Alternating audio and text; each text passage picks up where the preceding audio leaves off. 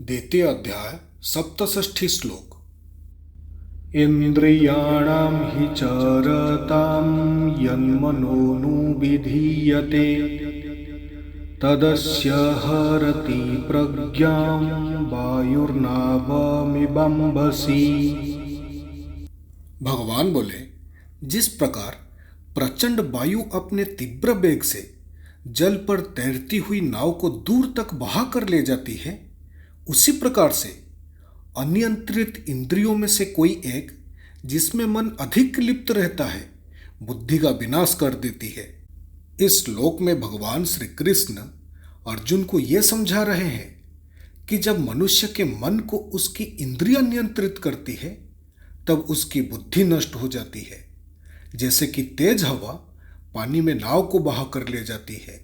कठ उपनिषद में वर्णित है, परांची खानी व्यत्रुणात् स्वयंभू, अर्थात भगवान ने हमारे पांचों इंद्रियों को बाह्य अभिमुख बनाया है, इसलिए वे बाहरी जगत के विषय की ओर आकर्षित होती है, और यहाँ तक कि उनमें से कोई एक भी इंद्रिय जिस पर मन अधिक केंद्रित रहता है, हमारा विनाश करने की शक्ति रखती है। हिरन मधुर वाणी की ओर आकर्षित होते हैं, शिकारी सुरीला संगीत सुनाकर उन्हें मार देता है। मधुमक्खियों की सुगंध में आसक्ति होती है, वे फूलों का मकरंद चूसती है, और जब रात्रि में फूल संकुचित हो जाता है, तब वे उसमें फंस जाती है। मछली खाने की इच्छा के कारण शिकारी द्वारा फंसाए गए जाल में फंस जाती है। कीट पतंग प्रकाश की ओर आकर्षित होते हैं, अग्नि के समीप जाने पर वे उसमें जलकर मर जाते हैं। स्पर्श हाथी का दुर्बलता है, शिकारी उसका लाभ उठाकर हाथी को फंसाने के लिए हाथीनी को गड्ढे में डाल देता है।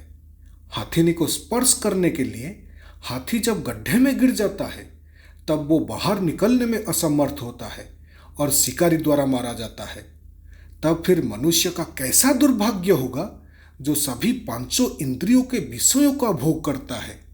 इस श्लोक का सार यह है कि जब मनुष्य अपने मन को इंद्रियों के अधीन कर देता है, तो उसकी प्रज्ञा नष्ट हो जाती है। एक व्यक्ति जिसकी बुद्धि और विवेक उसकी नियंत्रण में नहीं है, वो सही निर्णय नहीं ले सकता और ना ही आध्यात्मिक उन्नति कर सकता है। इसलिए इंद्रियों और मन पर नियंत्रण रखना अत्यंत आवश्यक है, ताकि बुद्धि स्थिर और सही दिशा में चल सके। भगवान श्री कृष्ण यहाँ ये सिखाते हैं कि आत्मसंयम और इंद्रियों पर विजय प्राप्त करना ही जीवन के स्थायी शांति और सफलता का मार्ग है।